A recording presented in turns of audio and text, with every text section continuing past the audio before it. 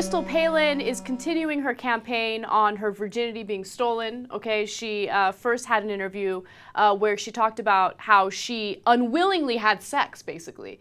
She didn't say she was date raped, but she said her virginity was stolen from her while she was drunk. Because she was drunk. Because she was drunk, exactly. They gave her drinks to drink. She drunk them. She drunk them. That was so unexpected from Michael Shure. There you go. So now she had an interview with The View. She was talking to Barbara Walters, and she continues this basically huge lie about how she lost her virginity and why she became pregnant. Let's watch the video. You talk about the night you lost your virginity. You say that you were on a camping trip with friends and you drank too much, and that Levi stole your virginity. Did you not consent to having intercourse with him? You know, I'm not accusing him of date rape or anything with that. I just use that analogy of losing your virginity. That's why it's called losing your virginity. Would you if you hadn't been high or drunk? Or Drunk. Yeah. She wasn't high, she had a couple of drinks. If I wasn't drunk, no, that night would have never happened. It wouldn't have happened. Is that what you're saying? Yes. Yeah, that's true for everybody, isn't it? Yeah, I think so too. But you were 17 then. Yeah. You kept on. It must have been okay because you kept on having sex with him. Yeah? I mean, I'm telling you what your book said. Oh, I wasn't 17.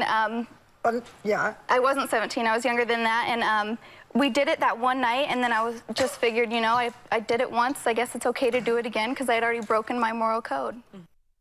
I think did a good job with she that did. interview. I mean, it was a great, the way that she re-asked that question was fantastic.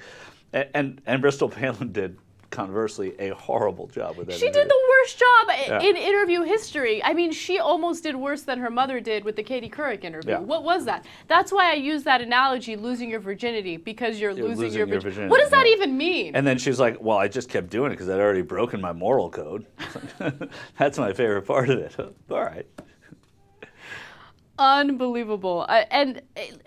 There's a very serious aspect of this story as well, because you don't go on this media tirade about how your virginity was stolen from you, you didn't want to lose your virginity. You know, in her book, she talks about how she lost her virginity at camp. So I guess they had sex in a tent or something. Yeah, camping there, yeah. Right, and then she wakes up and she says that she didn't even realize what had just happened. That sounds like date rape. You're accusing him of date rape. Well, she's saying, I mean, she said in so many words, she said, I'm not accusing him. She said, I'm not accusing him of date rape or anything with that.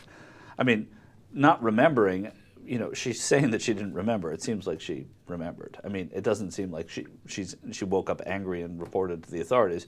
Apparently, they then decided it was so good they would continue doing it. So, right. You know, I think date rape thrown out the window here, but it's Bristol Palin for you. We are wearing awesome t-shirts today. It's not as obvious as it should be. Yeah, this is... It's a Matador, Matador. I wanted a shirt that looked cute and was comfortable, and this was it. But unfortunately, the logo isn't large enough. It's very silky and soft. Do you feel the softness?